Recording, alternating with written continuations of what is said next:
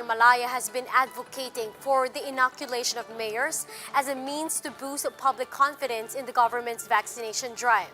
But Lim Quizon says mayors are not the proper influencers to boost healthcare workers' confidence in vaccines. She stressed the immediate need to vaccinate health workers first, as they are the major frontline defense against the proliferation of COVID-19 infections. Naniniwala ako na may pull sila sa general public. But as of the moment, ang pinag-uusapan muna natin ay healthcare workers. Yeah. So, maaring hindi sila ang angkop na influencer for healthcare workers. Pero pagdating dun sa general population, maaring sila angkop na angkop. A virologist from the Johns Hopkins University says vaccinating the adult population should result in some level of herd immunity. If realized, this simply means those who are unqualified to receive the vaccines would still be protected against the coronavirus without getting inoculated themselves. Let's listen in to his interview with Bloomberg News. When you look at the vaccine acceptance polls that are out there, I still have some hope that by being able to immunize the adult population, specifically 18 and older, we could have a path to getting to that level of herd immunity that would really tremendously reduce the amount of cases that are here. Immunizing the children is, another thing that's going to take a little bit of time because those clinical trials, some are ongoing, some haven't even yet started yet. But if we can hit that goal of 300 million vaccine doses, as President Biden has suggested we might have by May or June, then the strategy of just immunizing adults is a very feasible path forward. Professor, the greatest marketing tool for this vaccine would be to tell people what freedoms they would get from having a vaccine. How close are we to doing that? Well, the CDC will be putting out guidelines soon about what vaccinated people should be able to do. I think they'll basically talk about the fact that masks will still be recommended because it's relatively low-hanging fruit. I know it's been controversial, but in the reality is masking up, even if you're vaccinated, should be a straightforward, simple thing to continue to do. And then the question is really going to be, what are we going to be able to do once the supply is not a limiting factor? I think it's very important to make sure that we're not stratifying right now when there's so many people wanting to get the vaccine that can't.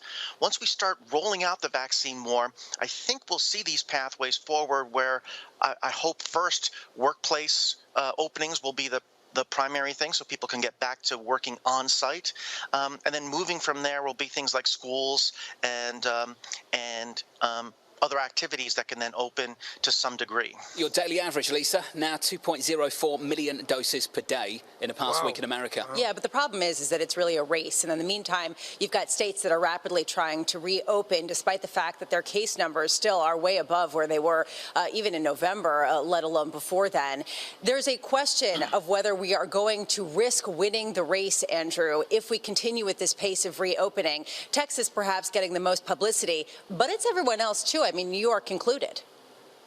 Absolutely. I think at this stage in the game, we do not have enough people vaccinated, nor do we have the timeline for seeing exactly how many people will be vaccinated in the near future. So we've got to keep the public health interventions in place.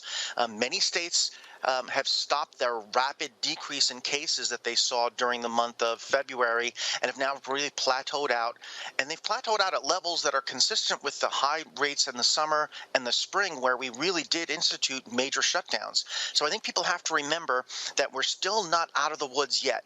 We're making good progress. The signs in the future with the vaccine are good, but for the short term, we really still need to reinvest in public health interventions to make sure these case numbers continue to drop. The National Bureau of Investigation says its investigation on the PNP PDEA misencounter is now 50 to 60% complete. 8 NBI divisions are conducting the probe into the fatal gunfight between police officers and PDEA agents last week. The agency said evidences such as firearms from the PNP and PDEA were collected and are now undergoing chemical analysis. They are now applying for a cyber warrant to extract data from the cell phones and computers of those involved in the fatal shootout. we have the director has reminded us on the standards of investigation by the NBI, which is legality and thoroughness. Kailangan legal yung pagkalap ng ebidensya, very thorough yung pananaliksik namin. Kailangan tingnan mabuti.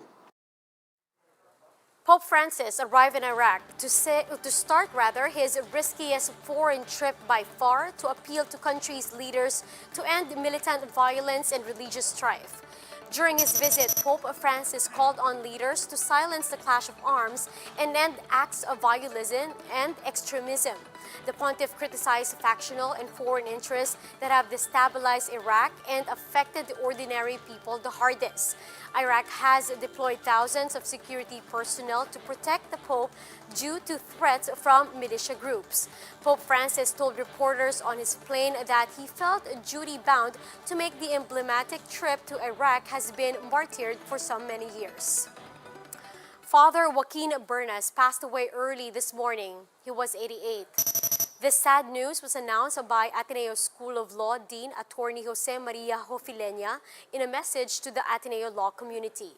Father Bernas was the president of Ateneo de Manila University from 1984 to 1993 and served twice as dean of the university's School of Law.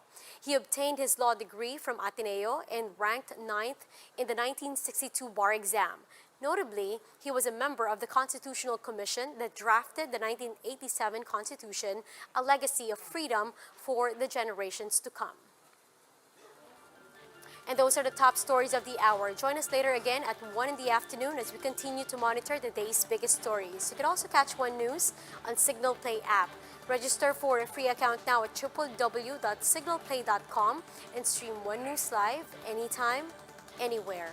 I'm Riza Diaz. We are One News.